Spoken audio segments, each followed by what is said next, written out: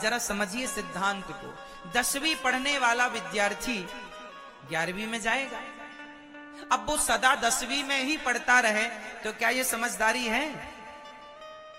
सदा कोई 8वीं ही पढ़ता रहे तो समझदारी है?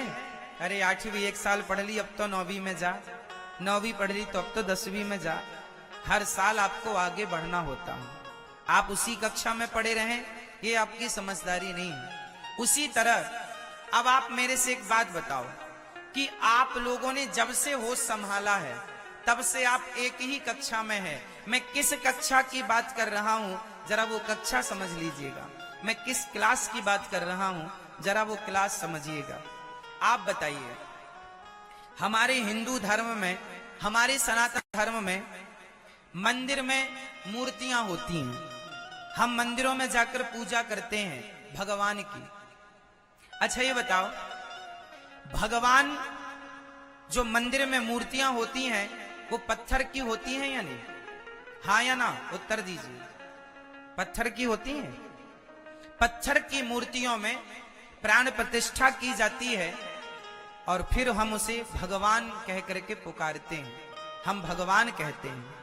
जरा एक बात बताइए, यदि हम भगवान को पत्थर में देख सकते हैं तो क्या हम भगवान को अपनी मां में नहीं देख सकते? क्या हम भगवान को अपने पिता में नहीं देख सकते? यदि पत्थर की मूर्ति मूर्ति है तो इंसान, तुम भी तो एक मूर्ति हो। तुम क्या हो? तुम भी तो एक मूर्ति हो। फर्क इतना है कि मंदिर की मूर्ति को इंसान बनाता है और को, आपके अपनों को किसने बनाया? भगवान ने बनाया। हम उन मूर्तियों का अपमान कर देते हैं। मां का अपमान कर दिया बेटे ने, सास का अपमान कर दिया बहू ने, सास का अपमान कर दिया बहू ने, और सास का अपमान करके लोटा में जल भर के जाती है बहू और शंकर जी पे चढ़ाती है, ओम नमः शिवाय, ओम नमः शिवाय, हे महादेव, हे महादेव, हे महादेव। बताओ जरा, पत्थर की मूर्ति को तुम भगवान कहती हो और तुम्हारी सास जो साक्षात ईश्वर ने जिसकी रचना की है, ईश्वर ने बनाया। इंसान कौन बनाता है? बताओ, इंसान को किसने बनाया? किसी मूर्तिकार ने बनाया क्या? किसी व्यक्ति ने बनाया क्या?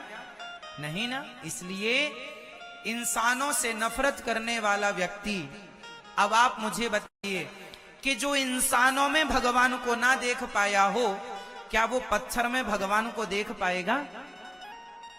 बोलो, उत्तर दो। अरे पत्थरों की मूर्तियों की परंपरा क्यों शुरू हुई थी? मैं इसका कारण आपको बता देता हूं, इसका रहस्य मैं आपको समझा देता हूं। बात ऐसी थी मेरी मां कि सबसे पहले हम भारत के लोग ना प्रकृति की पूजा करने वाले लोग हैं। हम लोग पीपल की पूजा करते हैं। पीपल प्रकृति का एक हिस्सा है, पेड़ है। बटवृक्ष की पूजा करते हैं, वो भी प्रकृति का एक हिस्सा है। तुलसी की पूजा करते हैं, तुलसी भी, ये सब वो पेड़ हैं, वो हमारी मान्यताएं हैं। साइंस कहता है कि 24 घंटे ऑक्सीजन तुलसी देती है, पीपल देता है, बटवृक्ष देता है, और हमारे यहाँ वर्षों से इनकी पूजा होती चली आई है। हम लोग नदियों की पूजा करते हैं, गंगा हो, यमुना हो, सरयू हो, सरस्वती हो, गोदावरी हो, कावेरी हो, हम इनकी पूजा करते आए हैं। हम समुद्र की पूजा करते आए हैं, गंगा सागर। हम भारत के लोग किसकी पूजा करते हैं? हम लोग पहाड़ की पूजा करते हैं। हमारे यहाँ गिरिराज जी हैं, हमारे यहाँ चित्रकूट में कामतानाथ जी हैं। पर्वतों की पूजा है, पर्वतों में जाके देवी बैठी है, उनकी पूजा है। हमारे यहाँ प्रकृति की पूजा होती है, नदियों की, समुद्र की, गाय की, कुत्ते को आखिरी रोटी डाली जाती है। जब पितृपक्ष श्राद्ध पक्ष आते हैं तो कौओं को दाना डालने की परंपरा रही है। हम कुल मिलाकर प्रकृति से जुड़े लोग हैं। तो इंसानों ने, हमारे बड़े बुजुर्गों ने एक भावना बनाई कि हिंदू एक ऐसा धर्म है, एक सनातन, एक ऐसी विचारधारा है कि जो पत्थर से लेकर पशु पक्षी से लेकर नदी तालाब से लेकर सब में भगवान को मानता है। जो इंसान को भगवान के रूप में देखता होगा, जो माँ को, पिता को, पति को, जो समाज में बड़े बुजुर्गों को, गुरु को, बच्चों को जो भगवान के रूप में देखता होगा, वही व्यक्ति पत्थर में भी और पेड़ पौधों में भी ईश्वर का दर्शन कर पाएगा। जो इंसान में भगवान को ना देख पाया, वो पत्थर में भगवान को कभी ना देख पाएगा। मैं मानो, पर किसे मंदिर में जो बैठे हैं वो भी भगवान हैं, पर तुम्हारी माँ, तुम्हारे पिता भी भगवान हैं। आप मंदिर में बैठे को भगवान माने और माँ बाप को अपमानित करें, ऐसे में भगवान कभी प्रसन्न नहीं हो सकते।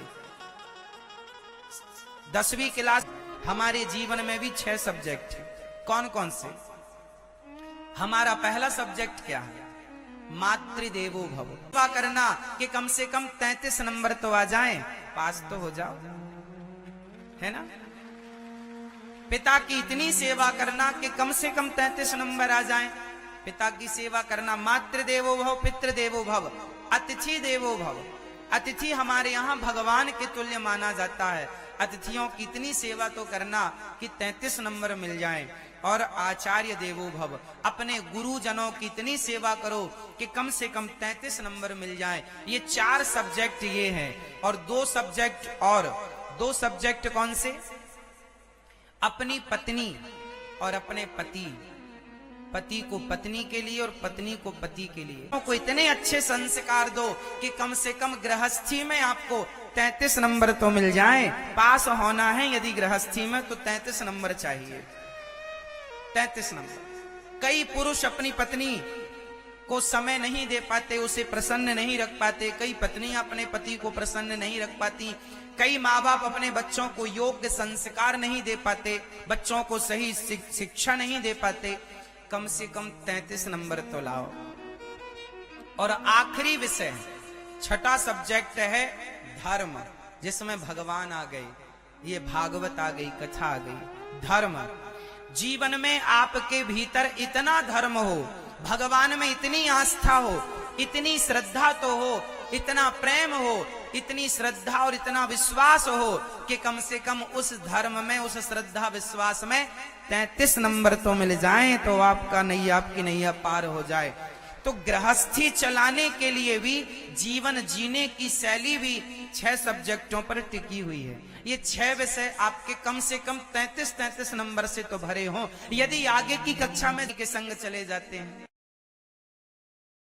नंबर प्राप्त कर लिए, पत्नी से इतना प्रेम किया कि 90 नंबर आ गए, पर माँ बाप का जो विषय था उसमें फेल हो गए, तो आगे की क्लास थोड़ी मिलेगी।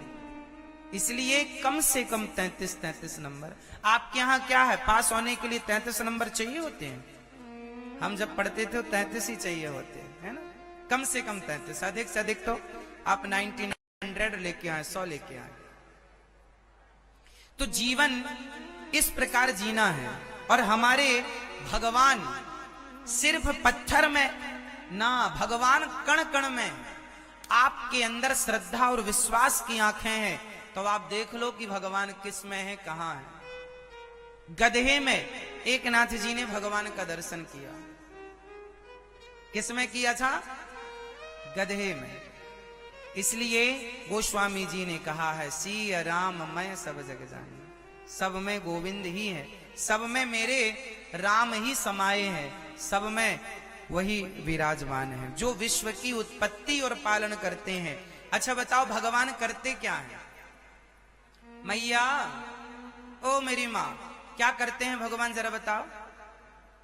भगवान क्या करते हैं? जैसे आप लोग किसानी करते हैं, आप लोग नौकरी करते हैं, आप लोग बिजनेस करते हैं, कुछ तो करते ही होंगे।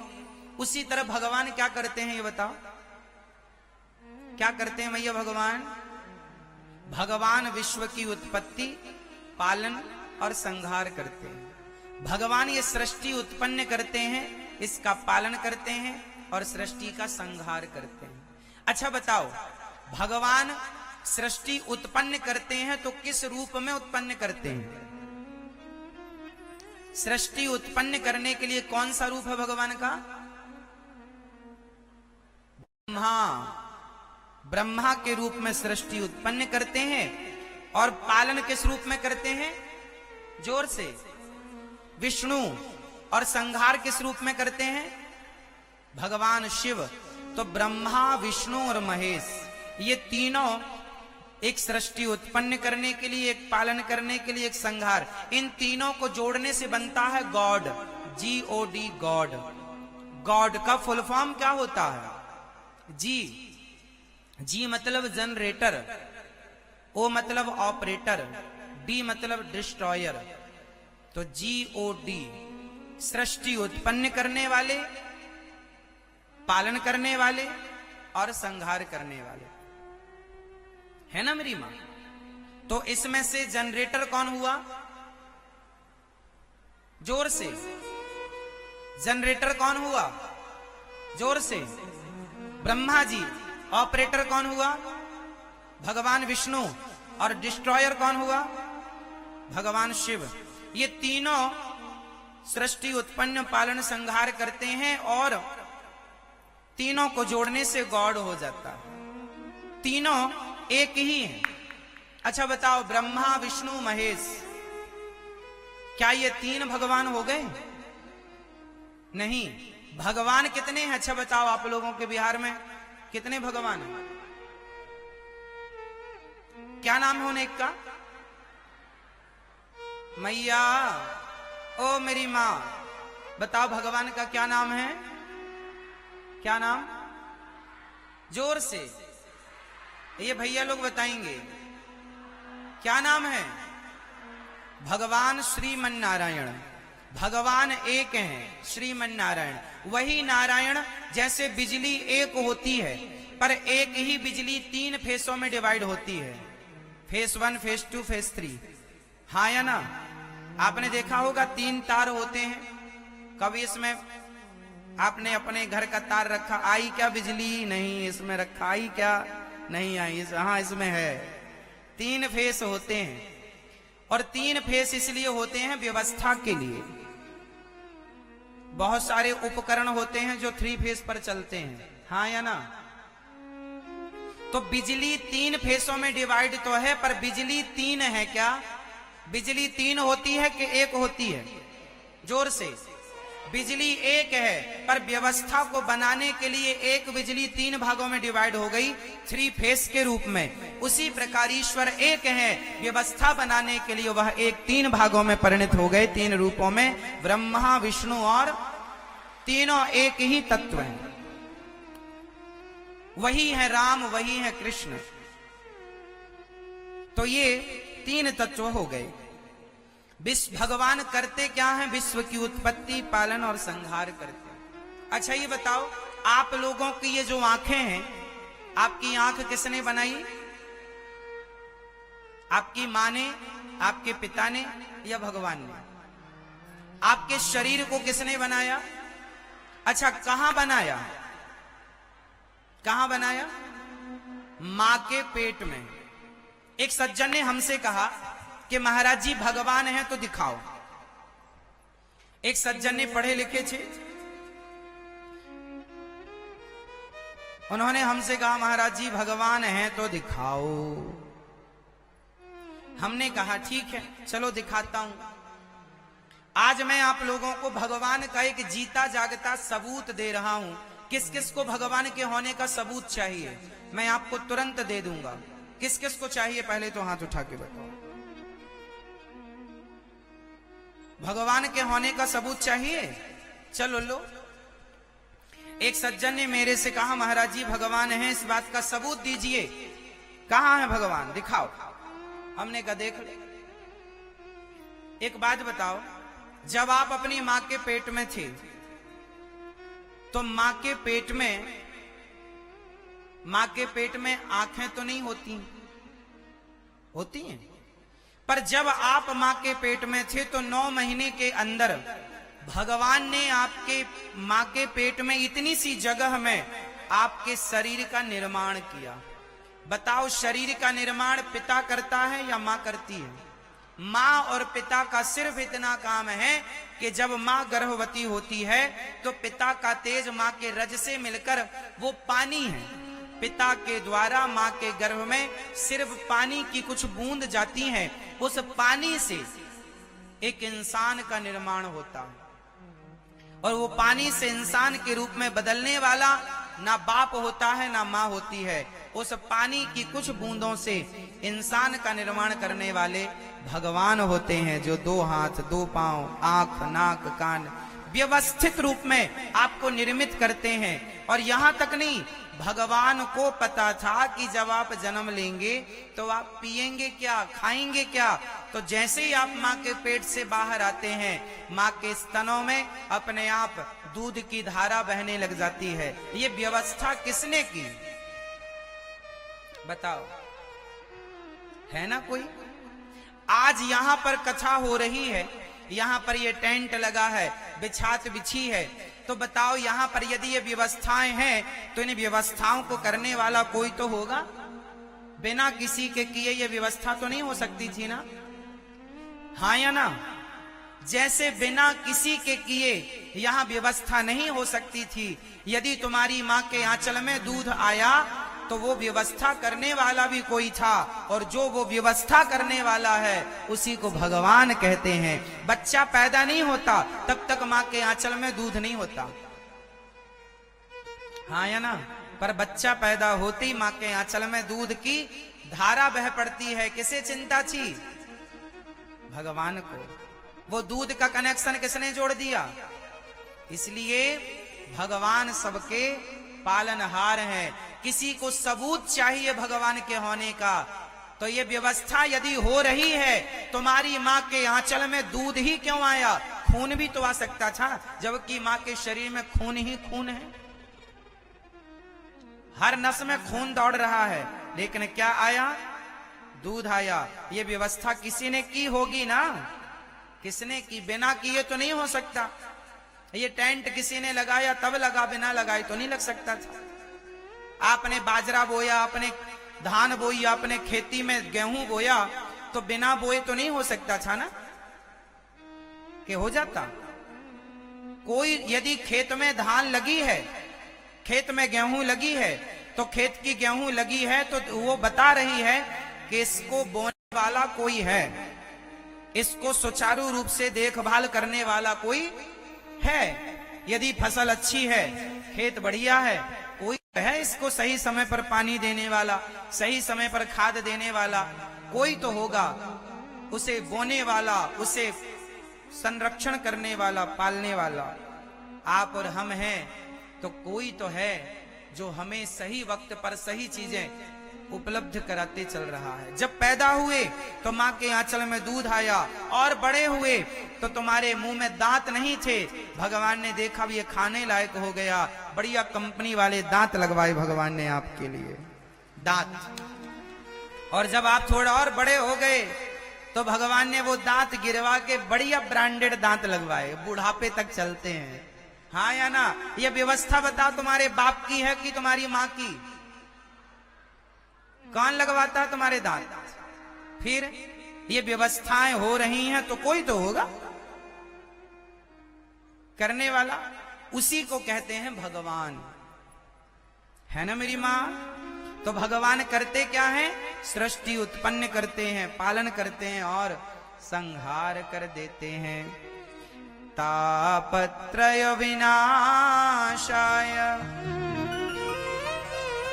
भगवान 3 प्रकार के दुखों का नाश करते हैं। दुख कितने प्रकार के होते हैं?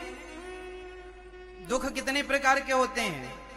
3। दैहिक, दैविक, भौतिक, तापा, राम राज्य काहू नहीं व्यापा।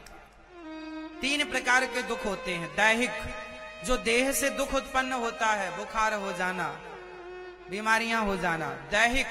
दैविक, जो देवताओं से अधिक पानी बरस जाना, अधिक ओला गिर जाना। और भौतिक, भौतिक मतलब किसी का एक्सीडेंट हो गया, पशु पक्षी ने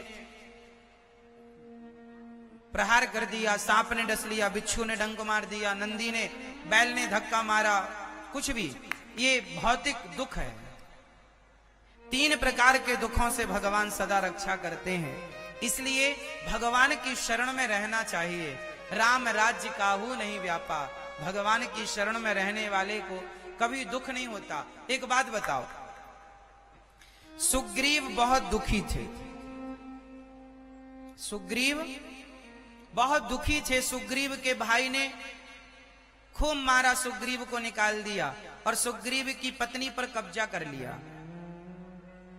सुग्रीव पहाड़ पर रहा करते थे और वर्षों से रह रहे हैं, कोई सुनने वाला नहीं। सुग्रीव का दुख किसी ने दूर नहीं किया। पर जब सुग्रीव के जीवन में भगवान राम की एंट्री हुई तो राम ने सुग्रीव का सारा दुख दूर किया कि नहीं? हाँ या ना? बाली को मारा, पत्नी लौटाई सुग्रीव की। जो भगवान की शरण में आ जाता है, भगवान उसके सारे दुखों को समाप्त कर देते हैं। इसलिए जरूरत है तो केवल भगवान का हो जाने की जरूरत है। हम भगवान के हो नहीं पाते, इसलिए हमारे जीवन में दुख नहीं जाता। आप में से कितने लोगों के जीवन में दुख है तो हाथ उठाओ। किस किस के जीवन में दुख है? उठा लो हाथ, यदि है तो उठा लो, कोई बुराई छोड़ी है। मैया तो लगभग हाथ उठा रही हैं, पुरुष लोग हाथ उठाएं यदि है तो। चलो, बहुत लोगों ने हाथ उठाया है, बहुत लोगों ने नहीं उठाया। कुछ लोगों के जीवन में दुख है तो उठाया है, नहीं है तो नहीं उठाया। अच्छा ये बताओ, आप लोगों के जीवन में दुख है, किस बात का दुख है आप लोगों के जीवन में? मैया, ओ मेरी प्यारी माँ, किस बात का दुख है आपके जीवन में? महाराज, हमारा बेटा सुनता नहीं है, हमारी बहू बिल्कुल नहीं सुनती। एक मैया मेरे पास आई, बोली महाराज हमारी बहू नहीं सुनती। हमने कहा बहरी है क्या? नहीं, बहरी तो नहीं है, पर सुनती नहीं है, सुनती नहीं। बेटा नहीं सुनता, बहू नहीं सुनती, बड़ी समस्याएं हैं, क्या करें। अच्छा एक बात बताएं मेरी माँ, बहू नहीं सुनती, बेटा नहीं सुनता, ये कोई प्रश्न नहीं है, ये कोई दुख नहीं है। सबसे बड़ा दुख है कह हनुमंत विपति प्रभु सोई, जब तब सुमिरन भजन न होई। हनुमान जी कहते हैं सबसे बड़ा दुख क्या है? जब भजन ना हो भगवान का, जब भगवान के चरणों में मन ना लगे, समझ लेना कि जीवन में बहुत बड़ा दुख है कि मन भगवान के चरणों में लगता नहीं है। यदि भगवान के श्री चरणों में मन लग रहा है तो वो व्यक्ति सबसे अधिक सुखी है। आप कहाँ रहते हैं, कैसे रहते हैं, फर्क नहीं पड़ता, आपका मन कितना लगता है भगवान के श्री चरणों में। भगवान के चरणों में मन लगने वाला व्यक्ति, मन लगाने वाला व्यक्ति सुखी है, और मन ना लगाने वाला व्यक्ति दुखी है। ऐसे भगवान जो सारे दुखों से हमें उबारते हैं, ऐसे भगवान श्री मतलब राधा सहित श्री कृष्ण को हम बारंबार नमस्कार करते हैं। श्री कृष्णाय वयं नुमः। यं प्रव्रजन्तमनुपेतमपेत कृत्यं द्वैपायनो विरह कातरवाजुहाव। पुत्रेति तन्मयतया तर्वोऽभिनेदुस् तं सर्वभूत हृदयं मुनिमानतोऽस्मि। श्री सुखदेव भगवान का जन्म हुआ और जन्म लेते ही सुखदेव जी घर से निकल गए भगवान का चिंतन करने के लिए। सुखदेव जी का जन्म हुआ और जन्म लेते ही चले गए सुखदेव जी। एक बार भगवान शंकर ने, माता पार्वती ने भगवान शंकर जी से कहा कि हे भोलेनाथ, आपके गले में ये जो मुंडों की माला पड़ी है, ये मुंड किसके हैं? तो पार्वती जी के सवाल पर शंकर जी ने कहा कि ये गले में जो मुंडों की माला है, ये सारे मुंड तुम्हारे हैं। पार्वती जी ने कहा क्यों मजाक करते हैं भोलेनाथ, मैं तो आपके सामने हूं, भला मेरे मुंडों की माला आप कैसे धारण कर सकते हैं? मैं तो जीवित हूं, मैं कोई मरी तो हूं नहीं, आप मेरे मुंडों की माला धारण करेंगे? भगवान शिव ने कहा, देवी तुम कई बार मर चुकी हो। कितनी बार? कई बार मर चुकी हो तुम, कई बार तुम्हारी मृत्यु हो चुकी है। तुम्हारा वियोग मैं सहन नहीं कर पाता और तुम्हारे मुंडों की माला को मैं धारण कर लेता हूं। अच्छा, तो शंकर जी से माता पार्वती ने कहा कि प्रभु, मैं बार बार मर जाती हूं और आप मरते ही नहीं, आखिर आपने ऐसा क्या किया है कि आप मरते ही नहीं? भगवान शंकर ने कहा कि मैंने अमर कथा सुनी है और जो अमर कथा सुन लेता है फिर वो कभी मरता नहीं। अच्छा, तो हमें भी सुनाओ। भगवान शंकर माता पार्वती को लेकर अमरनाथ गए।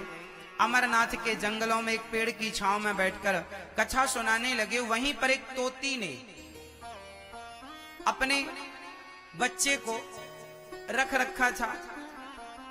शंकर जी ने कथा सुनाने के पहले डमरू बजाई, सारे पशु पक्षी उड़ गए, पर वो नन्हा सा बालक जो अभी नवजात था, नन्हा सा पक्षी उड़ा नहीं।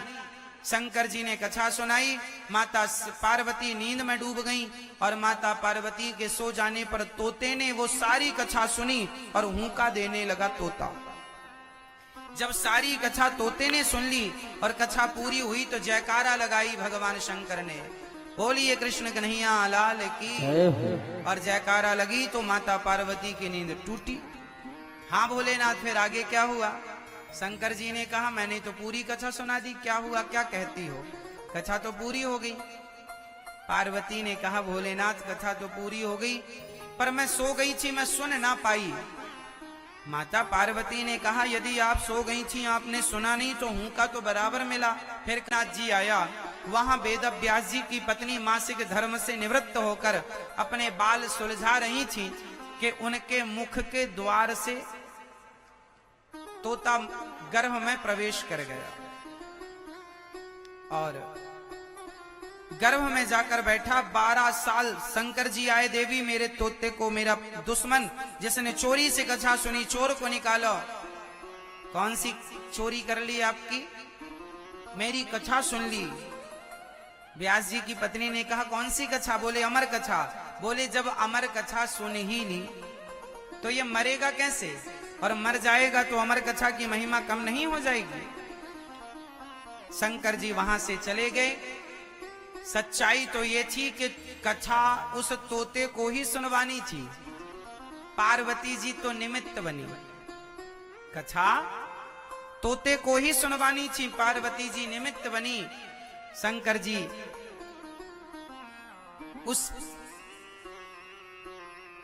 स्थान से अपने स्थान पर गए और बड़े चिंतन किया और चिंतन करते करते करते करते वो तोता भगवत चिंतन करते करते स्वयं भगवान के स्वरूप को प्राप्त कर गया। ये सुंदर सी बात है कि आप जिसका चिंतन करते हैं आप वैसे हो जाते हैं। शंकर जी के द्वारा दिव्य कथा का लाभ लिया गया। तोता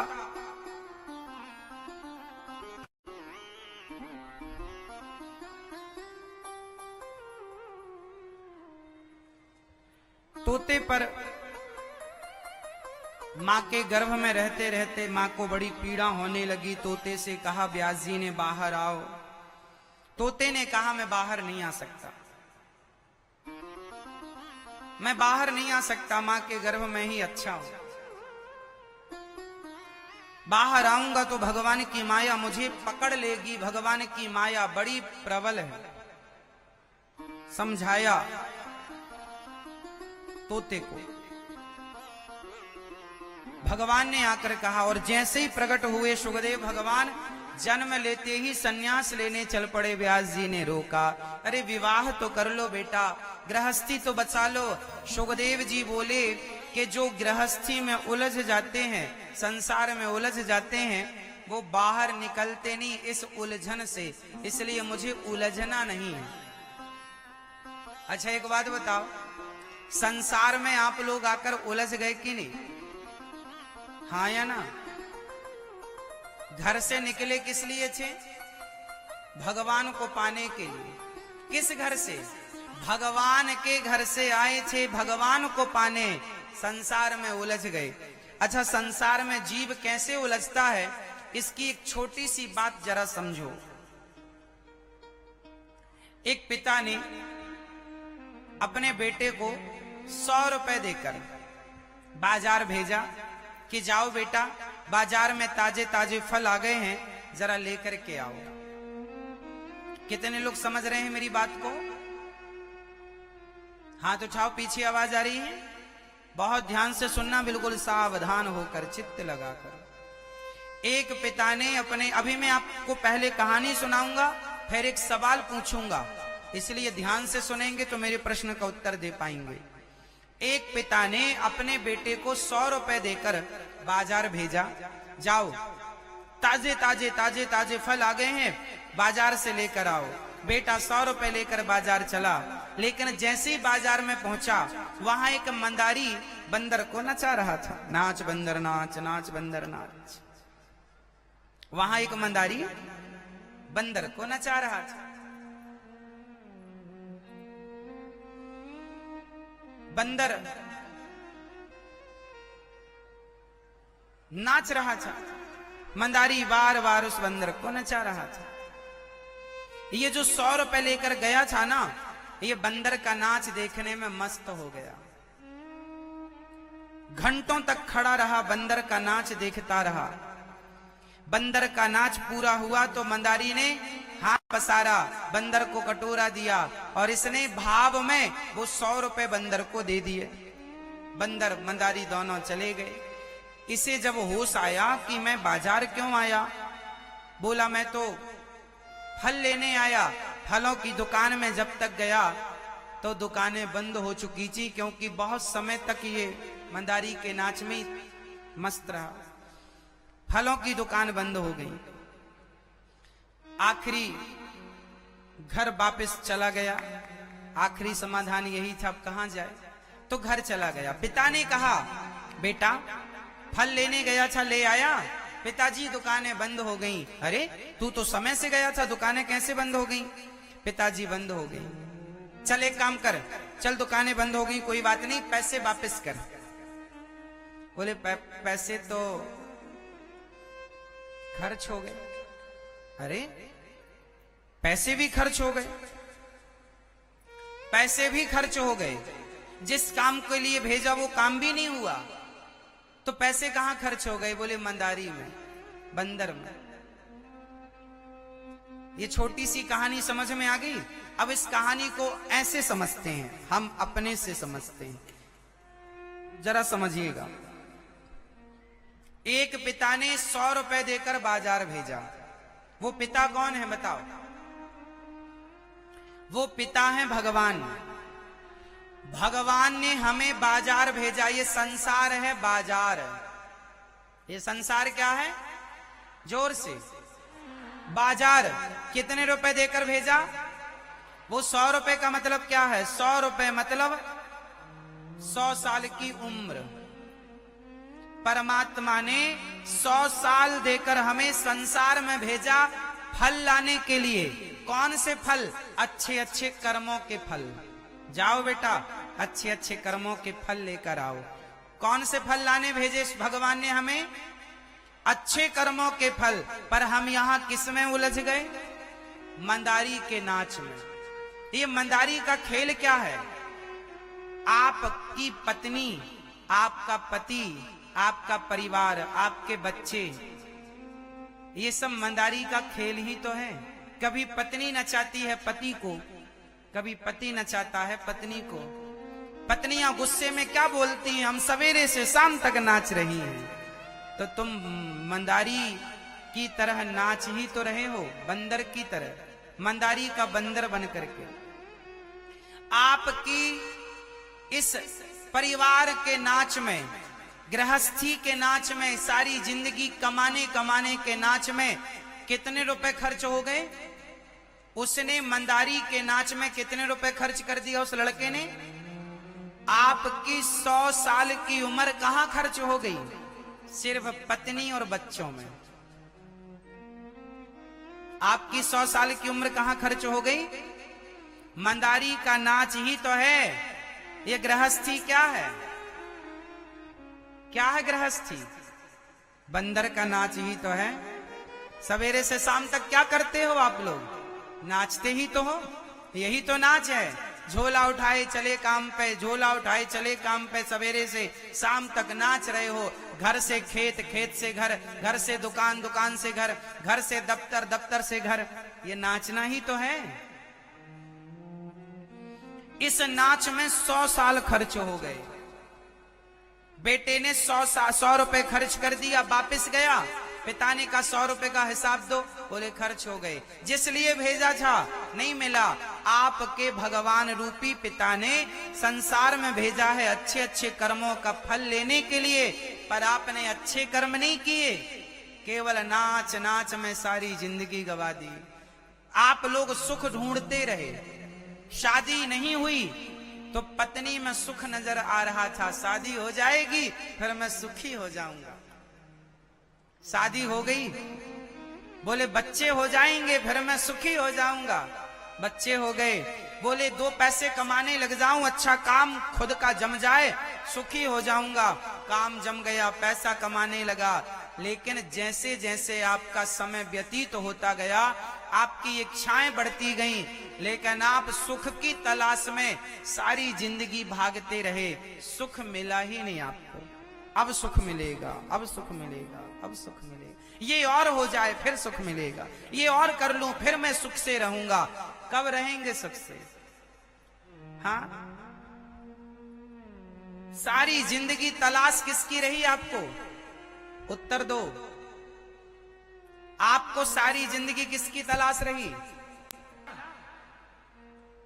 मिला? बंदर के नाच में, परिवार की गृहस्थी की जिम्मेदारियों में 100 साल खर्च हो गए, और 100 साल मर के जब गया भगवान के पास, भगवान ने कहा चल हिसाब दे 100 रुपए का, तेरी उम्र जितनी थी उसका हिसाब दे दे। गया था अच्छे कर्म करने, पर लोभ लालच में पापाचार भ्रष्टाचार करता है। भ्रष्टाचार देखिए ना, कितना सिर चढ़ के बोलता है भ्रष्टाचार। आदमी बस पैसा कमा रहा है, पैसा, चाहे उस पैसे के लिए किसी का मर्डर करना पड़े तो लोग मर्डर कर रहे हैं, हत्या कर रहे हैं, अपने ईमान की, अपने धर्म की हत्या करके बस पैसा कमा रहे हैं। पैसा पैसा, आज पैसे के लिए दुनिया पागल है। ईमान बिक रहा है तो बिकने दो, जा रहा है जाने दो। हर व्यक्ति 1000 रुपए, 2000 रुपए, 5000 रुपए, 50,000 रुपए भ्रष्टाचार से ले रहा है। भ्रष्टाचार, पैसे दोगे तो काम करूंगा, नहीं दोगे तो नहीं करूंगा। हर व्यक्ति अपनी जगह भ्रष्ट हो चुका है। क्यों? क्योंकि कुछ लोग बचे हैं अच्छे सच्चे, जिनके बल पर यह पृथ्वी टिकी है। पैसा कमाने के लिए आदमी अपना धर्म, अपना ईमान सब बेच रहा है। किस लिए आए थे सवाल आप लोगों से? इस संसार में आपको भगवान ने मनुष्य का शरीर दिया, क्यों? अच्छे कर्म करो साहब। बताओ, भगवान राम 14 साल वनवास में रहे। उन 14 साल में राम जी ने अपनी सारी जिंदगी में, राम जी लगभग 13,000 वर्षों तक धरती पर राज्य किए। कितने हजार वर्ष? 13,000। वाल्मीकि रामायण के अनुसार 11,000 वर्ष, और श्रीमद् भागवत जी के अनुसार 13,000 वर्ष राम जी ने राज्य किया। इन इतने बड़े कार्यकाल में राम जी ने, आज राम जी आए थे त्रेता युग में, त्रेता के बाद द्वापर चला गया, द्वापर के बाद ये कलयुग चल रहा। युगों की पुरानी बातें हैं, लेकिन वो युगों पुराने राम आज नए से लगते हैं। हम सबके हृदय में बैठते हैं तो आज जब उनका नाम लेते हैं तो वो नाम नया सा लगता है, क्योंकि उन्होंने वो कर्म किए हैं जिनके कर्मों को आज तक हम लोग याद करते हैं। व्यक्ति नहीं रहता साहब, उसके द्वारा किया गया अच्छा या बुरा कर्म सदा रहता है। बताओ रावण आज है? रावण नहीं है, लेकिन रावण के किए कर्म आज तक लोग कहते और सुनते हैं। राम आए, अपनी लीला पूरी करके घट घट में व्याप्त हो गए, लेकिन उनके कर्मों को आज तक लोग स्मरण करते हैं, याद करते हैं। ऐसे हम भी आए हैं, हम भी चले जाएंगे, पर हमारे अच्छे और बुरे कर्मों को लोग याद रखेंगे। आप भी आए हैं, आप भी चले जाएंगे, आपके अच्छे बुरे कर्मों को लोग याद करते हैं। इसलिए ये जीवन अच्छे कर्मों के लिए मिली है। कोई भी काम गलत ना कीजिएगा। यदि व्यक्ति अपने भीतर ये ठान ले कि मुझे नमक रोटी मिलेगा तो मैं नमक रोटी में खुश रहूंगा, पर बेईमानी के 56 भोग मुझे नहीं चाहिए, तो आपके जीवन में सुख अपने आप आ जाएगा। क्योंकि सच्चाई में, अच्छाई में, ईमानदारी में सुख है। बेईमानी में कितना सुख है। जैसे खुजली को खुजलाने में बड़ा सुख मिलता है, लेकिन उस खुजलाने के बाद जो जलन होती है वह असहनीय पीड़ा होती है। उसी तरह बेईमानी करके, झूठ बोल के, गलत करके जो धन कमाया जाता है, वो धन हमें शुरू में तो ऐसा लगता है कि अच्छा है, पर बाद में वो धन बहुत पीड़ा देता है, बहुत कष्ट देता है। इसलिए प्राण जाए पर धर्म न जाए, प्राण जाए पर वचन न जाए। मीन्स धर्म, वचन ही तो धर्म है। प्राण जाए पर धर्म न जाए। इसलिए धर्म की रक्षा करना सीखिए, धर्म में रहना सीखिए। धर्म क्या कहता है? अपनी माँ की सेवा करो, अपनी पिता की सेवा करो, अपनी पत्नी का ख्याल रखो और अपने बच्चों को सही संस्कार दो। ईमानदारी से पैसे कमाओ, बेईमानी के करोड़ों ठुकराओ। ईमानदारी की, मेहनत की कमाई हमारी जो है अच्छी है। ये दास अनिरुद्ध, आप लोग कभी वृंदावन आना, आपके गांव के ये भक्तजन जो भागवत जी की आयोजन समिति है, आप लोग वृंदावन आए थे कथा की डेट लेने के लिए, तब शायद आप लोगों ने वहां की सेवाएं देखी हों। वृंदावन में जो वृद्ध माताओं की सेवा होती है, अन्य क्षेत्र की सेवा होती है, आप कभी आकर अपनी आंखों से वृंदावन की सेवा देखिएगा। भाई बात यह है ना कि यदि आपके अंदर धर्म है तो आप सारी जिंदगी अच्छे अच्छे काम करेंगे।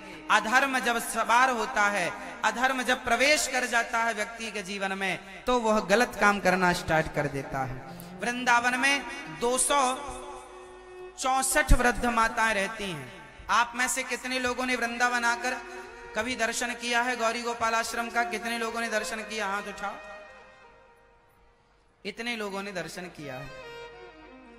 वहां वृद्ध माताएं रहती हैं, वो माएं जिनके अपने बच्चे सेवा नहीं करते, निकाल देते हैं।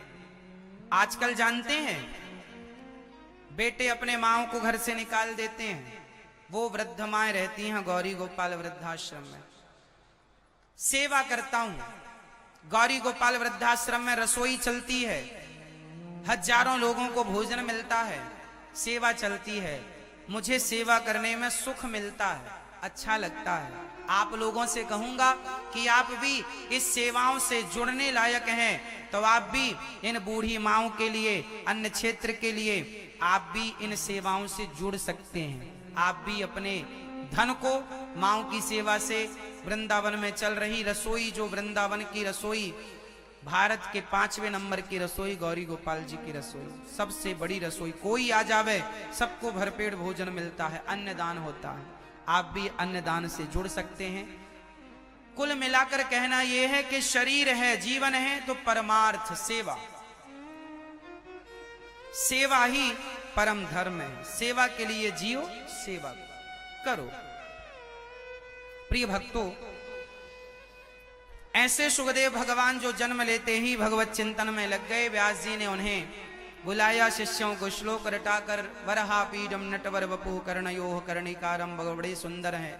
फिर भगवान ने सुना कि अहो वकीयम स्तन कालकूटम, बड़े दयालु हैं। तब व्यास जी के पास आए, भागवत जी पढ़ी, समझा, और सुखदेव भगवान ने राजा परीक्षित को भागवत सुनाई। ऐसे सुखदेव भगवान को बारंबार नमस्कार करते हैं। आप लोग भी अपना हिसाब किताब तैयार रखना। जब आप जाएंगे वापस भगवान के यहाँ तो भगवान हिसाब मांगेंगे। 100 साल की उम्र का, 50 साल की उम्र का, चलो हिसाब दो, क्या देंगे? इसलिए अभी से अच्छे कर्म कीजिएगा, बुरा ना हो आपके जीवन में, आपके इन हाथों से, आपकी वाणी से। 88,000 ऋषियों के बीच में सूत जी महाराज का आगमन हुआ। सूत जी को खड़े होकर सब ऋषियों ने प्रणाम किया और शौनक आदि ऋषियों ने सूत जी से कहा, भक्ति ज्ञान विरागाप्तो विवेको वर्धते महान, माया मोह निरासश्च वैष्णवै क्रियते कथम। हे सूत जी, हमें ऐसी कथा सुनाइए जो हमारी भक्ति बढ़ावे, हमारा ज्ञान बढ़ाए। ऐसी कथा हमें श्रवण करा दीजिए। कथा हमेशा क्या बढ़ाती है? भक्ति बढ़ाती है। कथा ज्ञान बढ़ाती है, भगवान से रिश्ता जोड़ देती है। हाँ, भगवान से रिश्ता ओ हमें रख लेना मेरे श्याम, तेरी दरबारी में।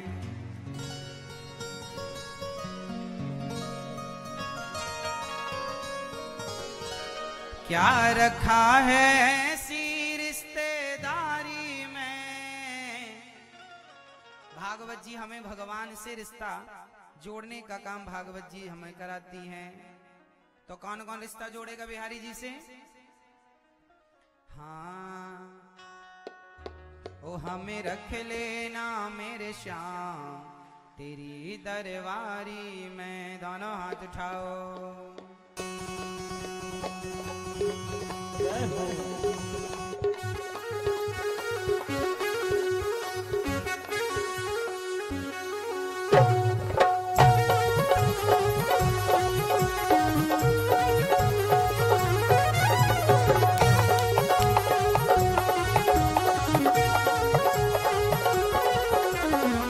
क्या रखा है ऐसी रिश्तेदारी में, क्या रखा है ऐसी रिश्तेदारी में, क्या रखा है ऐसी रिश्तेदारी में, क्या रखा है ऐसी रिश्तेदारी में।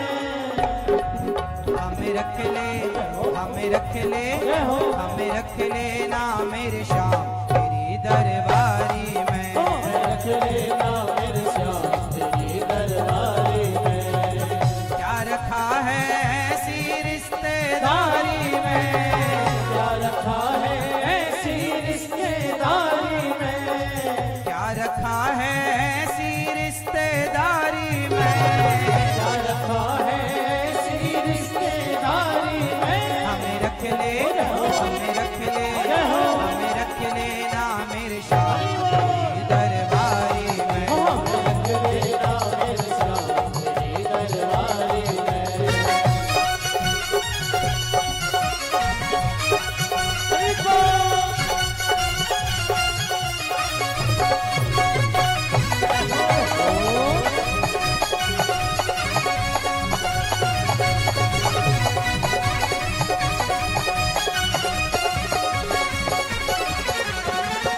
तेरा रुतबा, तेरा नजारा, तीन लोक से न्यारा है। तेरा रुतबा, तेरा नजारा, तीन लोक से न्यारा है। दिलवर मेरे तुम सा न कोई, लगता मुझको प्यारा है। दिलवर मेरे तुम सन कोई, लगता मुझको प्यारा है।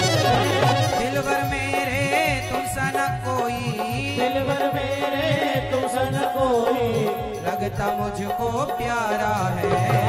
दिलवर मेरे तुम सन कोई, लगता मुझको प्यारा है।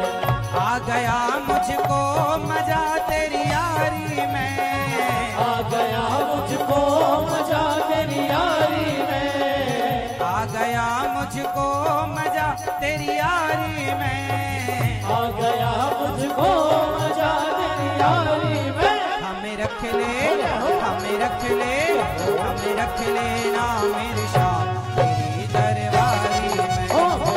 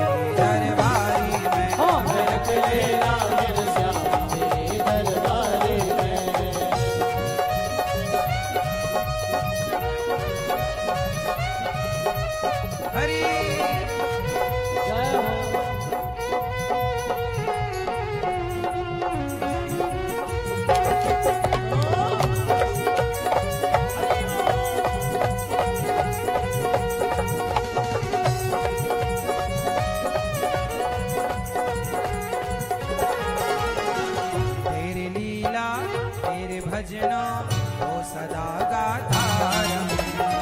तेरी लीला तेरे भजनों को सदा गाता रहूं। तेरी लीला तेरे भजनों को सदा गाता रहूं। तेरी लीला तेरे भजनों को सदा गाता रहूं। ऐसी कृपा कर दे कान्हा, ऐसी कृपा कर दे कान्हा, तेरे दर आता रहूं। ऐसी कृपा कर दे कान्हा, तेरे दर आता रहूं। क्या करूं बन जाऊं तेरी प्यारी मैं, क्या करूं बन जाऊं तेरी प्यारी मैं। क्या करूं बन जाऊं तेरी प्यारी मैं। क्या करूं बन जाऊं तेरी प्यारी मैं। हमें रख ले, हमें रख ले, हमें रख ले ना मेरे श्याम तेरी दरबारी में। रख लेना मेरे श्याम तेरी दरबारी में। क्या करना है श्याम तेरी बारी में क्या क्या रखा रखा है है ऐसी ऐसी रिश्तेदारी रिश्तेदारी में। क्या रखा है ऐसी रिश्तेदारी में। क्या रखा है ऐसी रिश्तेदारी में। हमें रख ले, हमें रख ले, हमें रख ले ना मेरे श्याम तेरी दरबारी में। हमें रख लेना मेरे श्याम तेरी दरबारी में। हमें रख ले मेरे श्याम तेरी दरबारी में। हमें रख लेना मेरे श्याम तेरी दरबारी में।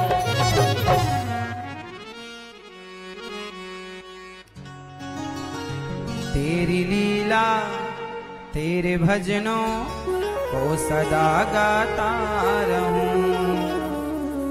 ऐसी कृपा कर दे कान्हा, तेरे दर आता रहूं।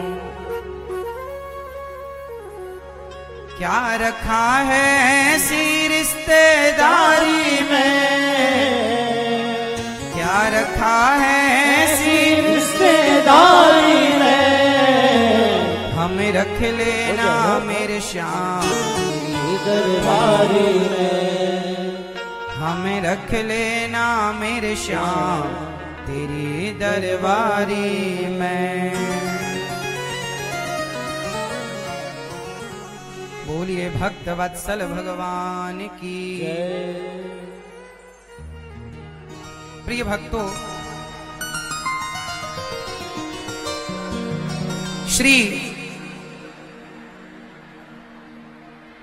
भगवान की ऐसी पावन कृपा का वर्णन श्री सूत जी महाराज ने शौनक आदि ऋषियों से कहा। जब उन्होंने कहा हमें कथा सुनाइए,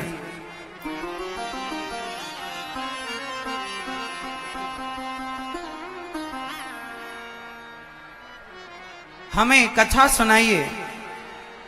सूत जी ने कहा जो कथा आप सुनना चाहते हैं यह देवताओं को बड़ी दुर्लभ है। देवताओं को भी जो दुर्लभ कथा है वो मैं आपको सुनाने जा रहा हूं। मैया सुनो, मेरी माँ बैठ जाओ, ध्यान पूर्वक सुनो।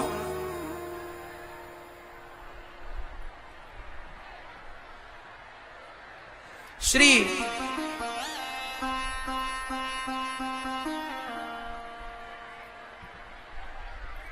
श्री सुखदेव भगवान सूत जी महाराज कहते हैं कि भागवत जो आपको मैं सुनाने जा रहा हूं यह देवताओं को भी दुर्लभ है। एक बार देवता सारे तीर्थों में, एक बार देवता स्वर्ग के अमृत को लेकर मृत्यु लोक में सुखदेव भगवान के पास आए। परीक्षित को जहां सुखदेव भगवान कथा सुना रहे थे शुकताल, स्वर्ग के राजा इंद्र ने कहा कि आप कथा जो परीक्षित को सुना रहे हैं वो कथा आप हमें सुनाइए और बदले में स्वर्ग का अमृत आप परीक्षित को पिला दीजिए।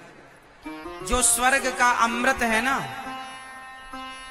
वह स्वर्ग का अमृत भी लेकर सुखदेव भगवान ने भागवत इंद्र को नहीं दी, क्योंकि भागवत सबसे श्रेष्ठ है, भागवत जी से श्रेष्ठ कोई नहीं है, सबसे श्रेष्ठ भागवत जी। स्वर्ग के राजा इंद्र आए स्वर्ग का अमृत लेकर के, कहा कि हमें भागवत सुना दो। बदले में इंद्र कहते हैं परीक्षित को स्वर्ग का अमृत पिला दो। नहीं, हम आपको ये नहीं दे सकते, आप इसके अधिकारी नहीं हैं। जो भागवत आप लोग सुन रहे हैं ना भक्तों, यह देवताओं को भी बड़ी दुर्लभ कथा है। बड़े भाग्य से ये कथा मिलती है। बड़े भाग्य पायहि सत्संगा, वे नहीं प्रयास होहि भव भंगा। बड़े भाग्य से भगवान की कथा मिलती है, बड़े भाग्य से। श्री सुखदेव भगवान परीक्षित को इंद्र को अधिकारी ना मानकर वहां से विदा किया। जब स्वर्ग के राजा गए और परीक्षित को 7 दिन की कथा सुनकर जब सदगति मिली, मुक्ति मिली, मोक्ष मिला, तो सुखदेव भगवान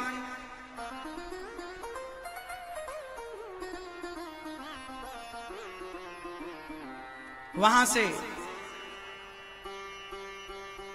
इंद्र ने तराजू बांधी। जब सुखदेव भगवान ने भागवत सुनाई और परीक्षित की सदगति हुई, तो सुखदेव भगवान के द्वारा कही कथा से परीक्षित जी की सदगति हुई। तो इंद्र को बात पची नहीं। स्वर्ग पर तराजू बांधकर देखा कि भागवत जी का पलड़ा कितना भारी है, भागवत जी का पलड़ा कितना भारी है। तौल कर देखा, एक पलड़े पर भागवत जी को रखा, दूसरे पलड़े पर स्वर्ग के तमाम सुखों को रखकर तौला। भागवत जी का पलड़ा भारी था। भागवत जी से भगवान प्रकट हो गए। इंद्र ने नमस्कार किया, प्रभु आप यहाँ? भगवान बोले हम तो यहीं रहते हैं, जहां भागवत है वहीं भगवान है। इसलिए भागवत श्रवण करने वाले के चित्त में भगवान प्रवेश कर जाते हैं। भागवत श्रवण करने वाले के चित्त में भगवान विराजमान हो जाते हैं,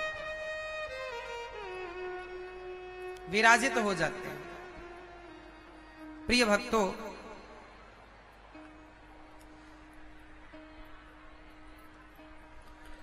श्री सुखदेव भगवान जब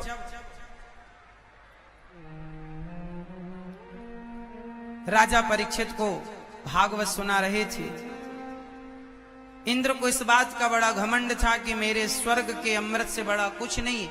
पर जब भागवत सुनकर परीक्षित जी की सदगति हुई तो इंद्र का अभिमान चूर चूर हुआ। भागवत जी को प्रणाम किया, तब भागवत जी से भगवान प्रकट हुए और भगवान को नमस्कार किया इंद्र ने। बोलिए भागवत भगवान की जय, कृष्ण कन्हैया लाल की जय, जय जय श्री राम।